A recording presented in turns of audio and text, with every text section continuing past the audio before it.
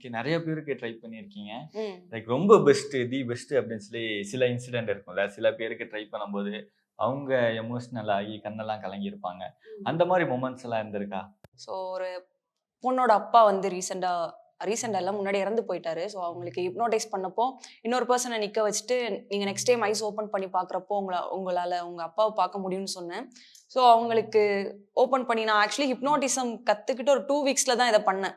அந்த டைம் எனக்கே ஒரு மாரி எப்படி அவங்களோட அழுகைய நிப்பாட்டுறதுன்னு தெரியல. என்ன சொல்றதுன்னே அந்த இடத்துல எனக்கே தெரியல. ஸோ அது அவங்க ரொம்ப எமோஷனல் ஆயிட்டாங்க. அது எனக்கு ரொம்ப மறக்க முடியாத ஒரு இன்சிடென்ட்.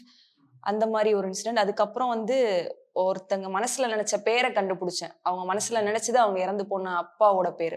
ஸோ அந்த டைம் அவங்க எமோஷனல் ஆயிட்டாங்க. ரொம்ப அழுதுட்டாங்க. ஸோ அது எல்லாமே பார்க்குறப்போ ஒரு அதான். ஸோ இந்த அதான். ஒரு 2 இன்சிடென்ட் ம். தான் எப்பவுமே ஒரு மெமரீஸா உங்களோட மைண்ட்ல ஸ்டோர் ஆயிருக்கிறது இல்லையா?